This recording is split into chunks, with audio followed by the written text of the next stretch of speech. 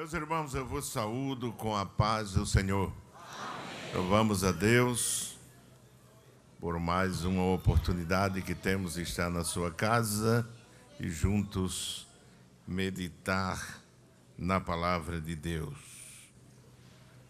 É o que temos para trazer à igreja do Senhor Jesus. É a palavra que alimenta, que edifica e que nos traz saúde na alma, no espírito, em toda a nossa vida. Eu quero retornar àquele texto que lemos na vez anterior, quando estivemos ministrando o culto de doutrina, capítulo 11, versículo 4, versículo 1 até o versículo 4 de Romanos. Apesar de não estar presente fisicamente, mas estivemos assistindo todo o culto dentro do veículo, como se estivesse aqui. O que a tecnologia tem feito, né? Algumas coisas ruins ela faz, mas outras faz bem. Então a igreja deve usá-la para o bem. Amém, meus irmãos? Mesmo na outra América, há centenas e centenas de irmãos que me encontram e dizem que são edificados, são alimentados através do culto de doutrina. Muitas vezes eu nem espero, mas diz, toda segunda-feira eu estou ao pé do computador recebendo a palavra de Deus. Isso é possível porque Deus ha dado condições à igreja e porque a igreja contribui, não é isso, para que a Rede Brasil seja uma realidade. Meus amados irmãos, capítulo 11 de Romanos, versículo 1 em diante, nos diz a palavra de Deus: digo, pois, porventura rejeitou Deus o seu povo?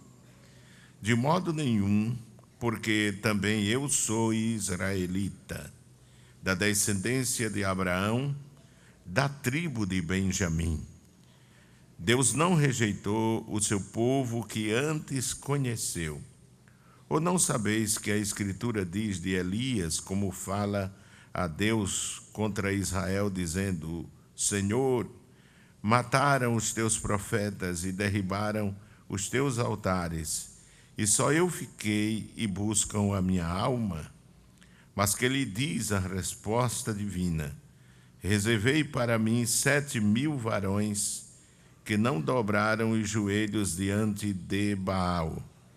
Assim, pois, também agora, neste tempo, ficou um resto segundo a eleição da graça.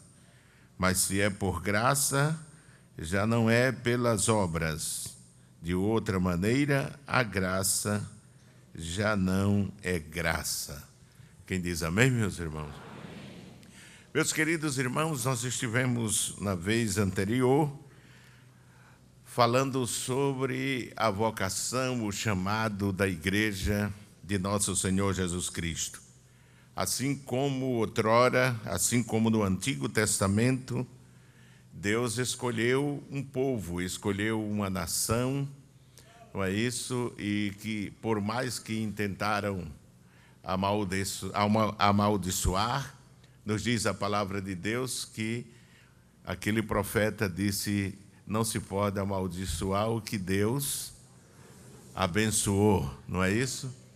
E, infelizmente, nós vemos em toda a trajetória, em toda a história do povo que Deus escolheu, o povo de Israel, que eles saíram da vontade de Deus.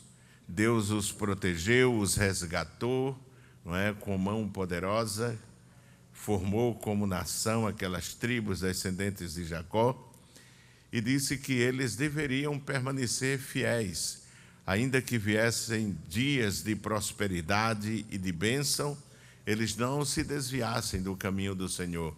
Mas, infelizmente, isso ocorreu. Eles saíram da vontade de Deus. E doeu tanto no coração de Deus que a Bíblia, no livro de Jeremias, compara o erro de Israel, o pecado de Israel, como um adultério espiritual, como uma virgem que ele tomou, não é isso, com todo o amor, e ela deu as costas para ele e foi atrás de outro marido.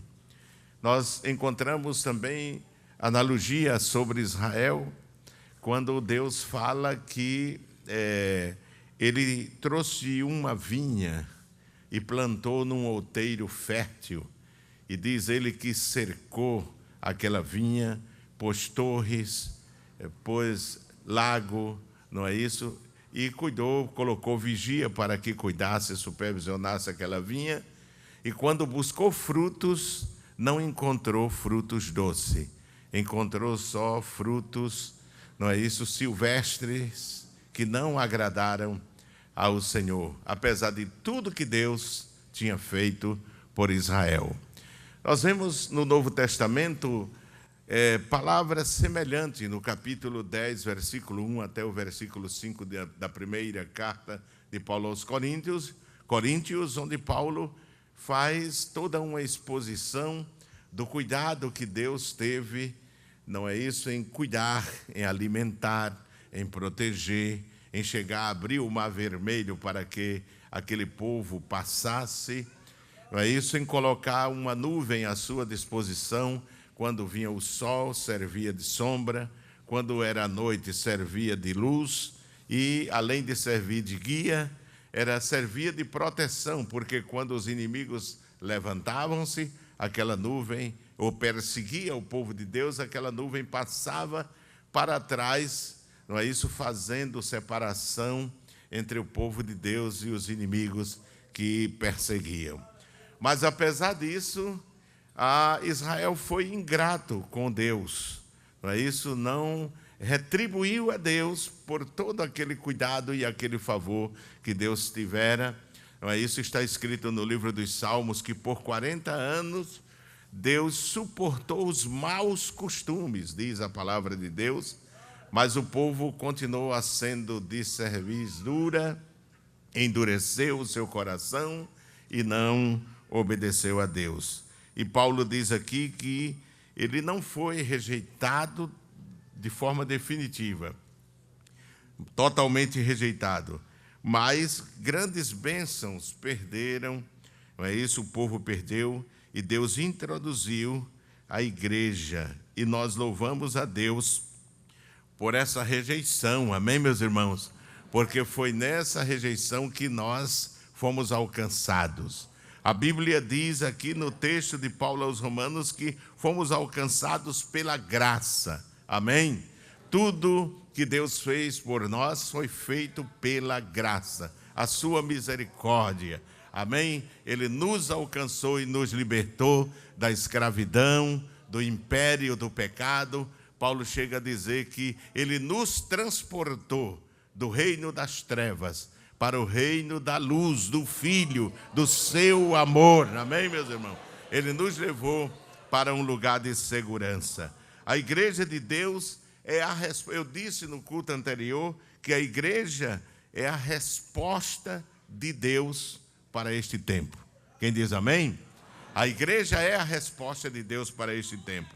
Porque quando Elias pensou que estava sozinho, nos diz a palavra de Deus que ele disse: Senhor, mataram os teus profetas e derribaram os teus altares, e só eu fiquei e busco a minha alma. Mas que lhe diz a resposta divina? Reservei para mim 7.000 varões que não dobraram os joelhos diante de Baal. E esses 7.000 que não dobraram os seus joelhos a Baal, o próprio apóstolo Paulo diz: assim, pois, também agora, neste tempo, ficou um resto, segundo a eleição da graça. Mas se é por graça, já não é pelas obras. De outra maneira, a graça já não é graça. Meus amados irmãos, damos graças a Deus porque Ele deixou os 7.000 deste tempo. Amém? Ele preservou aqueles que não se curvaram. Amém? Não se curvaram a Satanás. No concílio realizado pelos apóstolos em Jerusalém, Nas palavras de Tiago, ele menciona o que Pedro disse sobre a igreja, e diz: Deus visitou os gentios para tomar deles um povo para o seu nome. Atos capítulo 15 e o versículo 14. Deus visitou o povo, não é isso? Visitou o povo do mundo para dele tirar uma nação espiritual que é a igreja. O que eu estava dizendo, aqueles que não se curvaram diante dos ídolos lá na nação de Israel, a igreja é a resposta divina a este mundo. Mas que ele diz a resposta divina, disse o Senhor Deus. De forma, meus amados irmãos, que nós temos na história daqueles 7.000, a história da igreja. Temos na nação de Israel a história do povo que declinou, do povo que não agradou a Deus e por isso não participou daquele grupo selecto, não é isso, que Deus escolheu e que sequer Elias conhecia, porque quem sabe por causa da perseguição viveram escondidos nas cavernas, viveram escondidos salvos de forma milagrosa, assim como Deus protegeu a Israel, protegeu aqueles e protegerá a sua igreja até o fim. Amém, meus irmãos? Guardará a sua igreja até o fim. Ele usou muitas vezes servo do rei, usou ribeiro, usou corvos, usou viúva pobre e preservou o seu servo. Deus tem infinitos recursos ao seu dispor para preservar o seu povo. Não é isso? A igreja, como 7.000 escolhidos, como diz o apóstolo aqui, deve aprender a lição do povo de Israel naqueles dias de crise, dias difíceis, em que o povo foi governado por reis ímpios, dos piores que existiram naquele tempo, que buscavam de toda forma provocar a santidade de Deus. Mas nós vemos de que houve um declínio espiritual naqueles que não viveram dentro da vontade de Deus. Houve o declínio espiritual, o altar quebrado, não é isso? Duvidaram na fé, viviam desagradando a Deus. Observe o que diz o primeiro livro dos Reis, onde está registrada a história. Aqui o apóstolo faz menção, 16 e 21 do primeiro livro dos Reis, diz: Então o povo de Israel se dividiu em dois partidos. Metade do povo seguia a Tibni, filho de Ginate, para o fazer rei, e a outra metade seguia a quem? Seguia a Onri. Observe, meus amados irmãos, a primeira frase desse texto diz: Então o povo de Israel se dividiu em dois partidos. Deus, com certeza, não se agradou disso, porque Deus não se agrada de desunião. Amém, meus irmãos? Como reserva de Deus para estes últimos dias, a palavra de Deus nos diz que devemos viver em união. A união é essencial para os seguidores de Cristo, para o povo escolhido por Deus. A união entre irmãos se fundamenta na união que o crente tem com Deus. Não é? O crente tem com Deus. É muito fácil notar que aqueles que promovem desunião, aqueles que promovem divisão, eles estão vivendo uma vida de crise espiritual, não estão em comunhão com Deus, porque quando nós estamos unidos a Deus, estamos unidos com o seu povo. Amém? Está escrito em João, no capítulo 17, oração sacerdotal, como é considerada de nosso Senhor Jesus Cristo, no Evangelho de João, capítulo 17, e o versículo 23, abra sua Bíblia para nós lermos, capítulo 17 e versículo 23, diz assim: Eu neles e tu em mim, para que eles sejam perfeitos em unidade, não é?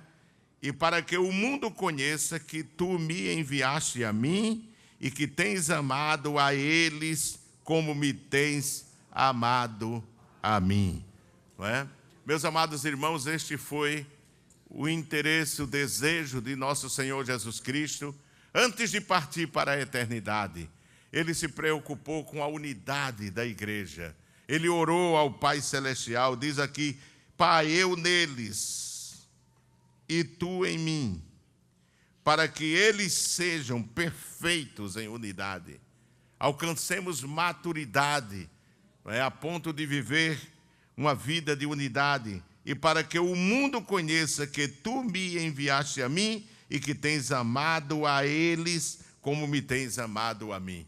O mundo conhece, através da nossa unidade, da nossa união, que Deus nos tem amado. Quem diz amém, irmãos? Amém. Deus não opera, irmãos, quando há desunião, quando há divisão, quando há partidarismo no meio do seu povo. A ordem de Deus é que o seu povo viva em união. Aonde quer que você esteja, você deve promover, nós devemos, não é? Me incluo, devemos promover a união. Por isso, um dos salmos mais célebres da Bíblia, e que a maioria de nós conhecemos de memória, é o Salmo 133. Olha aí como a maioria sabe, não é? O Salmo 133, onde o salmista diz: ó, quão bom e quão suave é que os irmãos vivam em... É como óleo precioso sobre a cabeça, que desce sobre a barba de Arão, e que desce a orla das suas vestes, como o orvalho de Hermon, que desce sobre os montes de Sião, porque ali o Senhor ordena o que, irmãos? A bênção e a vida para sempre. Amém? Quer ter bênção de Deus? Viva em união. Amém?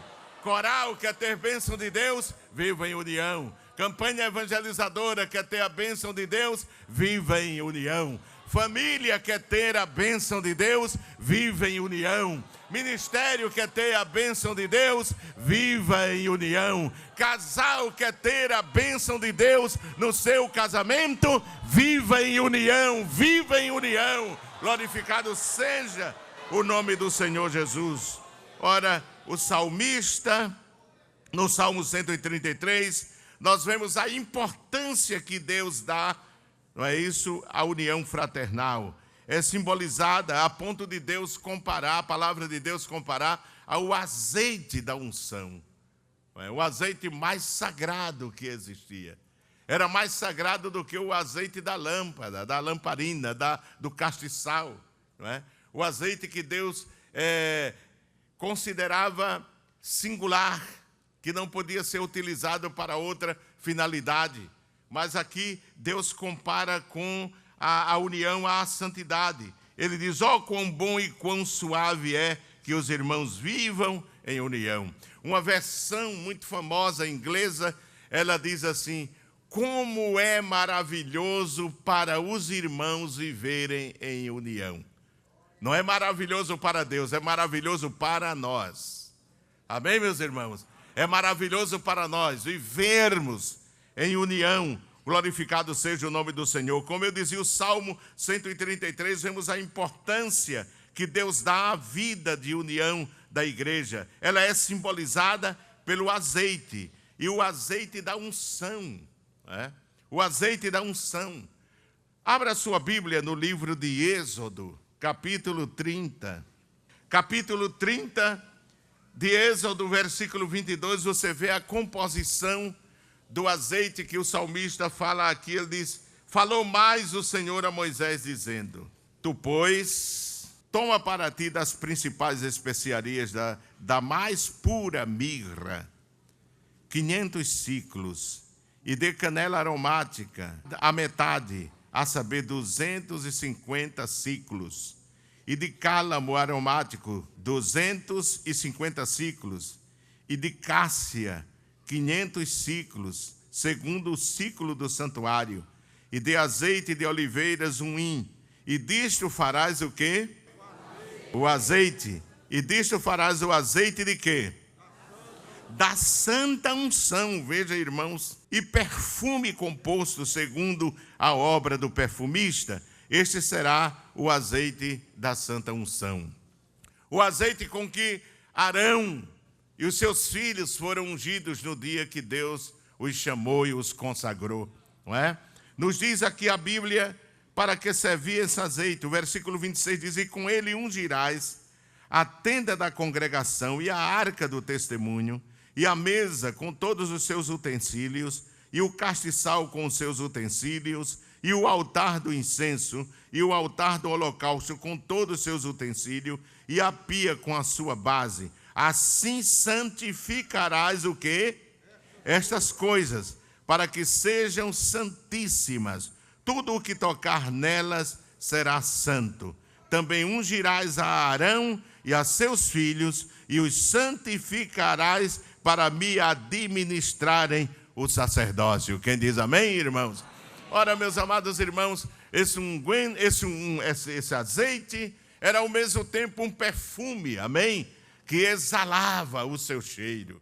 E a unidade, a união, enquanto a desunião exala uma coisa em putrefação, uma coisa em estado espiritual de putrefação, a união, ela retrata, ela espalha o bom cheiro de nosso Senhor Jesus Cristo, o cheiro do Evangelho. Amém, meus irmãos? O cheiro do Evangelho. Assim como ela consagrou, o azeite, a unção, santificou a todas as peças do tabernáculo, a união, ela também santifica. Ela mantém um padrão de santidade na igreja. Ela mantém um nível de santidade na igreja. O azeite da unção era um elemento singular para Deus, assim como a união é para o povo de Deus. Quem diz amém, irmãos?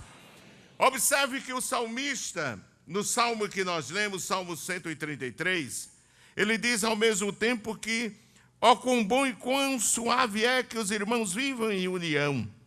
É como óleo precioso sobre a cabeça que desce sobre a barba de Arão, e que desce à orla das suas vestes. Ele diz ainda que é como o orvalho do Hermon, que desce sobre os montes de Sião, porque ali o Senhor ordena a bênção e a vida para sempre. Quem diz amém? Amém? Só a bênção quando há união. Amém, meus irmãos? Só a bênção quando há união. E aqui diz que o Senhor ordena a sua bênção. O salmista faz uma analogia muito interessante. O Monte Hermon era um dos principais montes de Israel. Israel tinha vários montes, não é isso? O Monte Nebo, que ficava na passagem, na travessia do Jordão. O Monte Carmelo, que ficava entre o mar Mediterrâneo, ou seja, entre o Vale de Saron e a planície, onde será o Armagedon. Ali ficava onde está o serviço, a Força Aérea de Israel hoje. Tinha o Monte Ebal, o Monte Gerizim, não é? Tudo eram montanhas, as cordilheiras da Judéia. Foram montes bem interessantes na história do povo de Israel. E o Monte Hermon estava ao norte, era uma verdadeira cordilheira. E talvez alguns não saibam, a maioria sabe, de que a bênção de Deus dependia para Israel daquela cordilheira, do Monte Hermon. Porque, sabe, irmãos, era das águas, do degelo, da neve, como diz aqui, do orvalho do Hermon, que se formava o Rio Jordão, não é?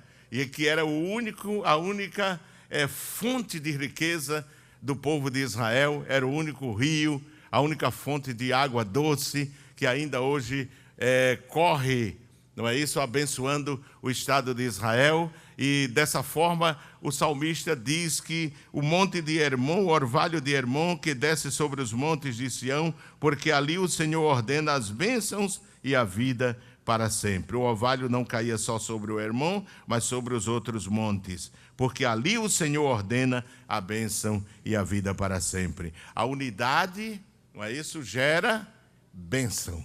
Quem diz amém, irmãos? ela gera bênção, gera paz, gera gozo. Não é isso? É o que a palavra de Deus, quando ao ponto que vamos estudando sobre a unidade à luz da palavra de Deus, vamos vendo que bênção é viver em união com os irmãos. Não é?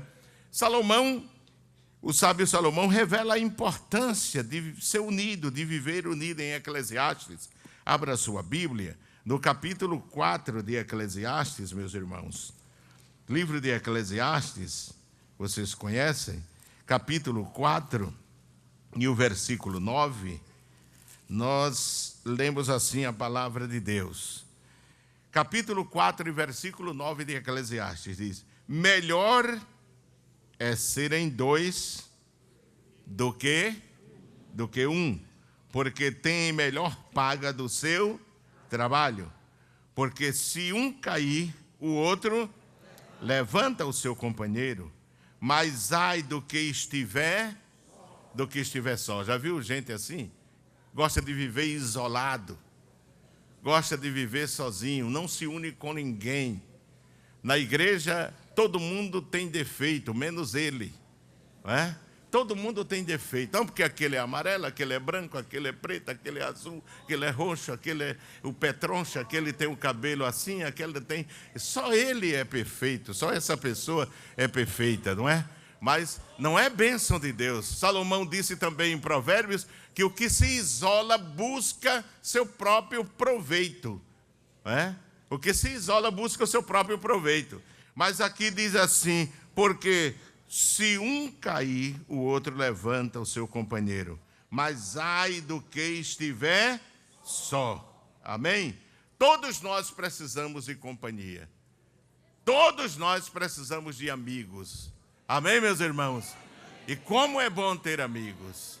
Porque na hora da necessidade, você tem com quem conversar, você tem com quem chorar, você tem com quem jejuar, você tem com quem orar, você tem com quem sorrir, você tem com quem cantar.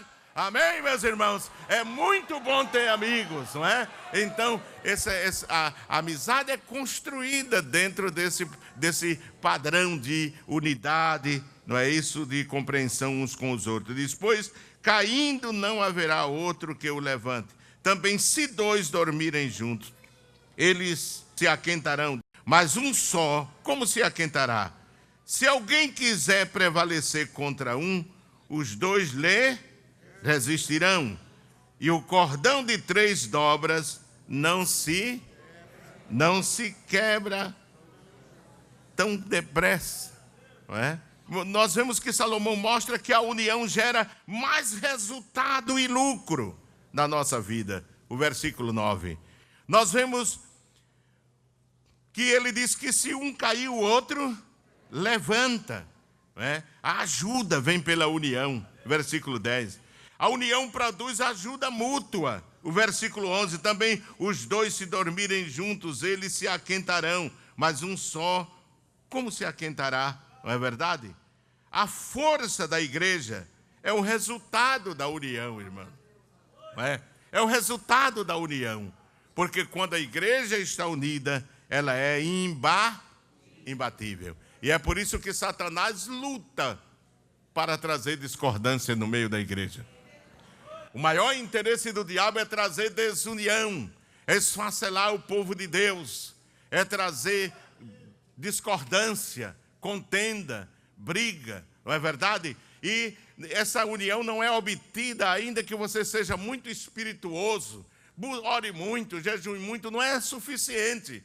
Para se viver uma vida de união, tem que viver o padrão da palavra de Deus. Porque a igreja onde se manifestava abundantemente os dons espirituais era a igreja de Corinto. No entanto, vivia em briga, em contenda, em discordância, não é? Porque não depende só disso, não depende só da oração, mas da submissão à palavra de Deus. Amém, irmãos? Mas, meus amados irmãos, devemos viver a obediência da palavra. Amém? Quando vivemos. É? E a Bíblia não diz que nós somos perfeitos, nós somos imperfeitos. A Bíblia diz que para que nós vivamos em união, é preciso que haja tolerância, suportar uns aos outros. Amém, meus irmãos?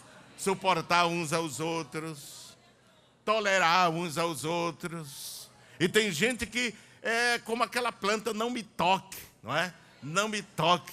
Aonde colocar ela tem briga, aonde colocar ele tem briga, porque ele é o melhor, ela é o perfeito, ela é a perfeita. Não é não, meu irmão. Vamos viver em concordância, em união, tolerando-se mutuamente, suportando-se mutuamente. E eu tenho certeza que a bênção de Deus virá sobre nós, não é?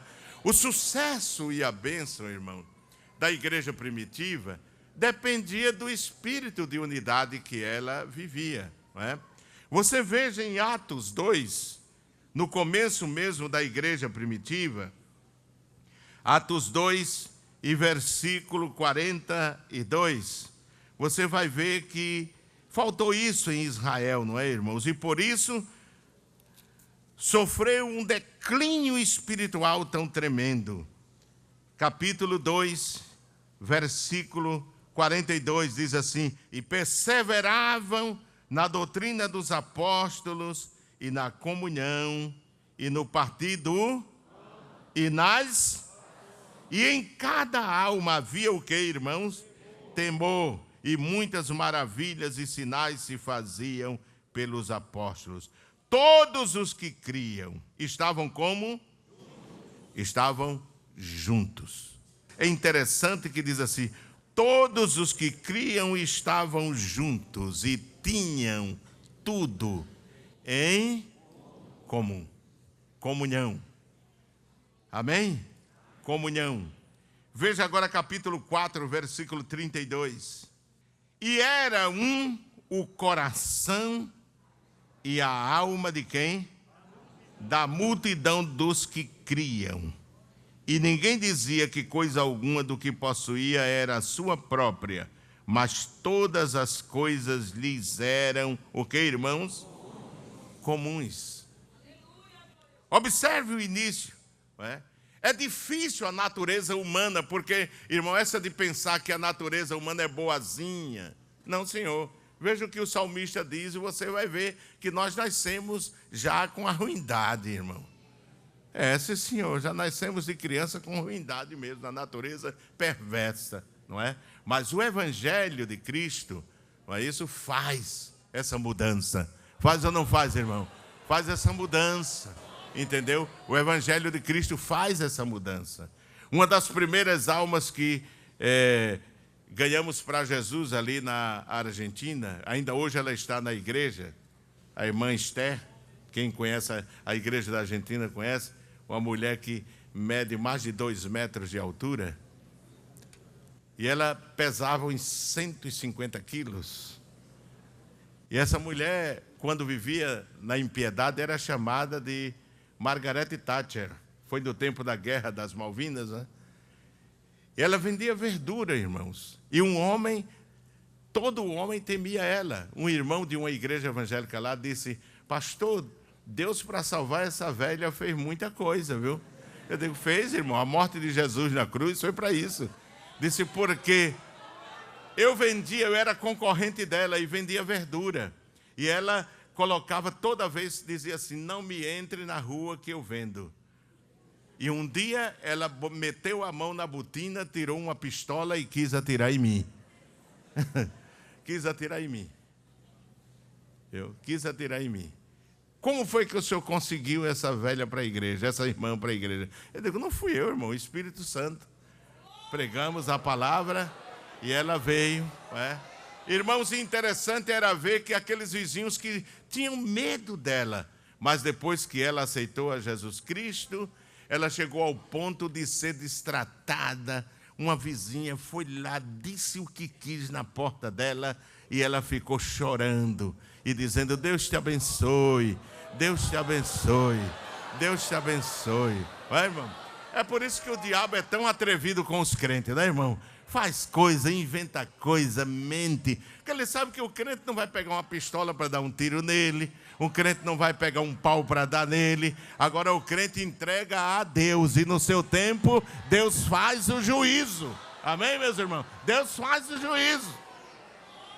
Deus toma a medida certa, não é? Deus toma a medida certa. Mas veja que o Evangelho é capaz de tornar uma unidade perfeita entre os homens. Ele diz assim: e era um o coração e a alma da multidão dos que criam. Criam em quê? No Evangelho. Criam em Jesus. Criam na palavra. Quem diz amém, irmãos? Amém.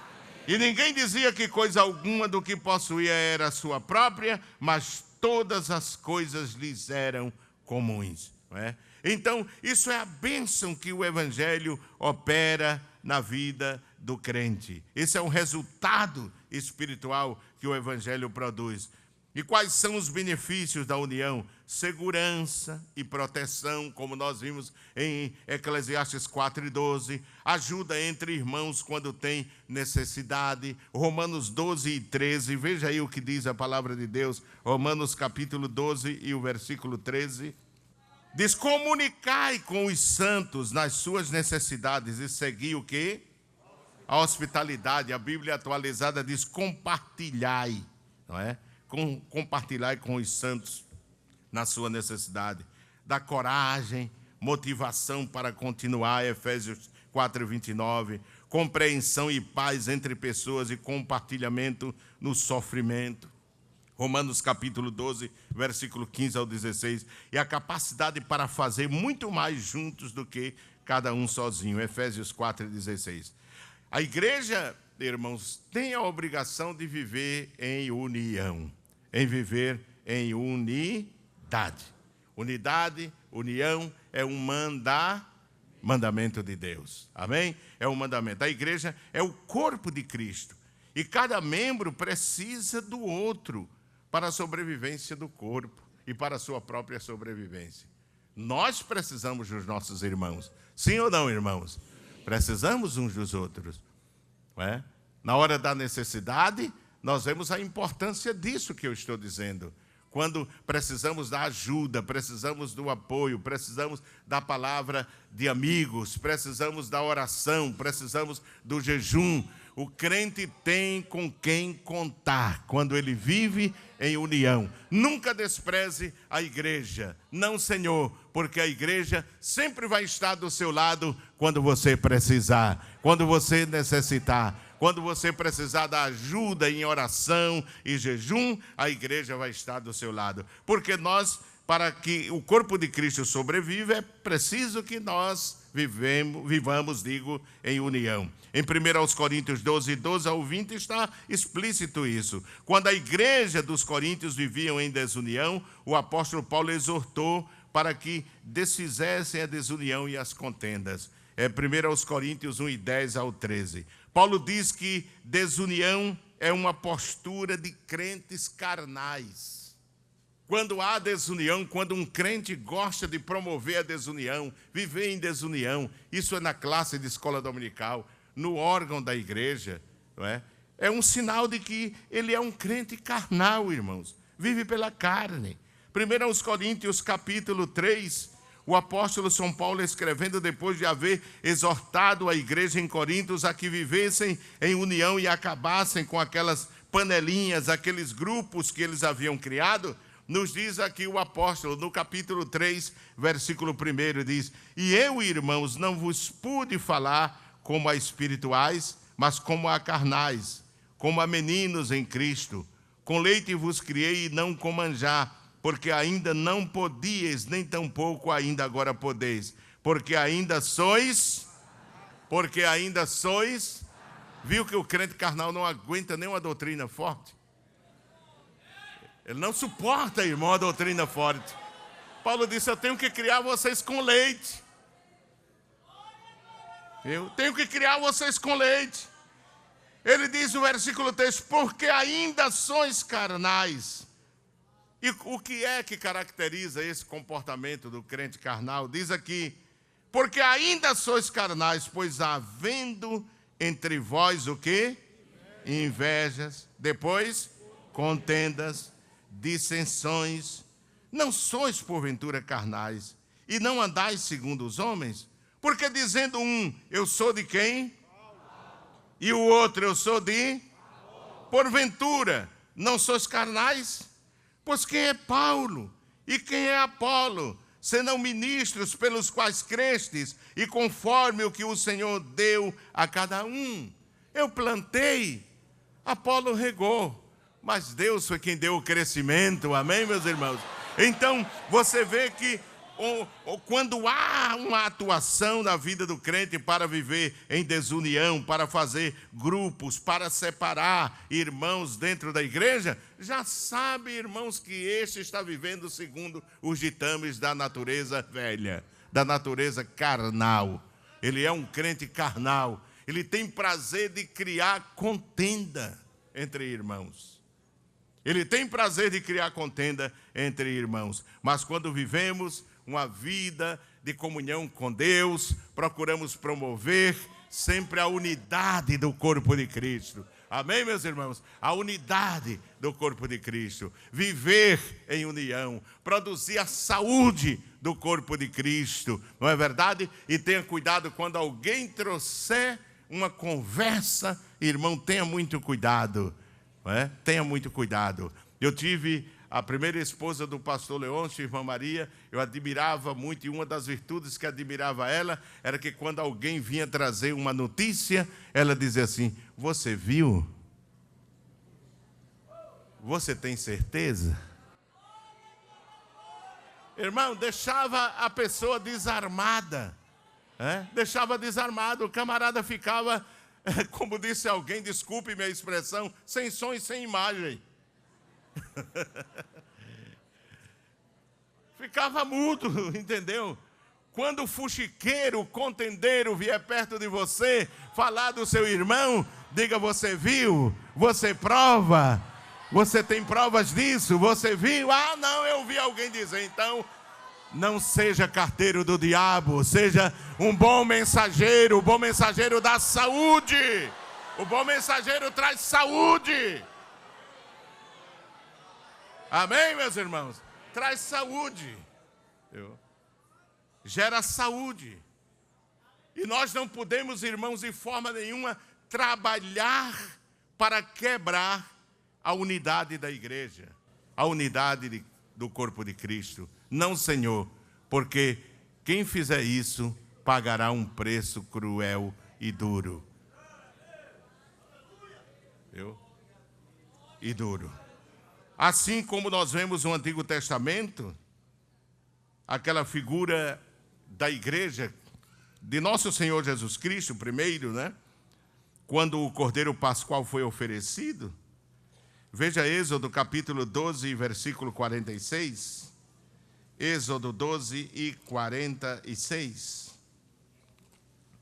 Observe que aquele cordeiro da Páscoa era um símbolo de Cristo, portanto, o seu corpo, um símbolo do corpo de Cristo. No capítulo 12, versículo 46, nós vemos que a ordem que saiu de Deus era que eles não deviam quebrar os ossos do corpo daquele cordeiro. No versículo 46 diz: numa casa se comerá, não levarás daquela carne fora da casa, nem dela farás o quê?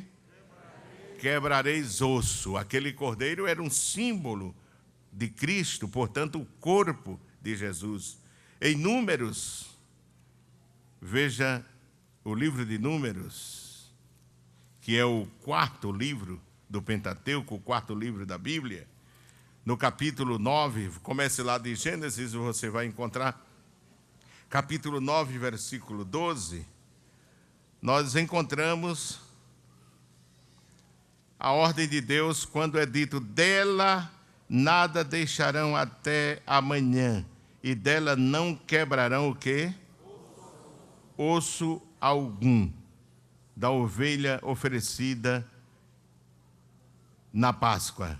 Quebrarão osso algum, segundo todo o estatuto da Páscoa a celebrarão. Observe que havia aquele cuidado, e Deus preservou a unidade do corpo do próprio Cristo. Veja João capítulo 19, aquele cordeiro era uma figura de nosso Senhor Jesus Cristo, E em João capítulo 19, versículo 31 de João, você vai encontrar de que a mesma exigência Deus permitiu que se cumprisse quando Cristo foi oferecido como cordeiro. 19, versículo 31. 19 e 31 do Evangelho de João, nós lemos: os judeus, pois, para que no sábado não ficassem os corpos na cruz, visto como era a preparação, pois era grande o dia de sábado, rogaram a Pilatos que se lhes quebrassem as pernas e fossem o quê? Tirados. Foram, pois, os soldados e, na verdade, quebraram as pernas ao primeiro e ao outro, que com ele fora crucificado. Os dois ladrões, né, irmãos? Mas vindo a Jesus e vendo-o já morto, não lhe quebraram as pernas. Observe que lá está uma figura do que aconteceu com Cristo na cruz do Calvário. A sua perna, o seu corpo não foi quebrado. Assim devemos todos preservar o corpo de Cristo unido, que é a igreja. Quem diz amém, irmãos? Manter a igreja unida. Trabalhar para que a unidade da igreja seja mantida. Não é? Porque o que une os crentes não são laços de sangue ou interesses em comum, mas o amor incondicional de Cristo. A igreja de Cristo é descrita em 1 Coríntios 12, de 12 a 30, como um corpo que tem de estar completamente unido para funcionar bem. Os membros são muito diferentes, mas cada um tem um papel muito importante para a comunidade toda. Quando a igreja está unida, manifesta a glória de Cristo. Amém, meus irmãos? Em João 17, 22 está escrito: eu li aqui que antes de subir ao Calvário, Jesus priorizou a unidade da igreja. Ele disse: não rogo, João capítulo 17, versículo 20 e 21, ele diz: não rogo somente por estes, mas também por aqueles que vierem a crer em mim, por intermédio da sua palavra, a fim de que todos sejam um. E como és tu, ó Pai, em mim e eu em ti, também sejam eles em nós, para que o mundo creia que tu me enviaste. Amém? Em Filipenses 2, versículo 2 ao 4, o apóstolo Paulo diz que devemos nos esforçar em manter a unidade do corpo de Cristo.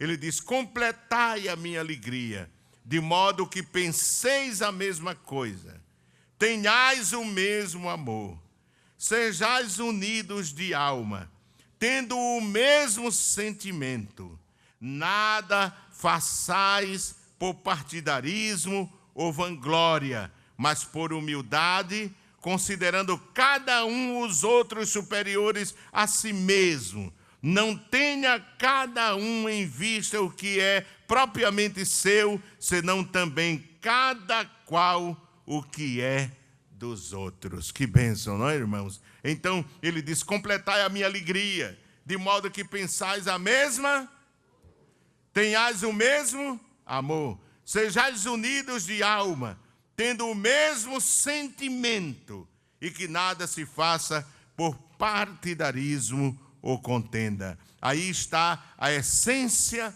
da unidade da igreja. Quando procuramos não o nosso próprio interesse, ser egoístas. Por que tantos casamentos estão sendo desfeitos hoje, irmão? Por causa do egoísmo. O termo usual hoje é incompatibilidade. Não é incompatibilidade não, irmão, é falta de vergonha. É falta de humildade. É falta de humildade. O marido só olha para os seus direitos e não os seus deveres. E a mulher da mesma forma.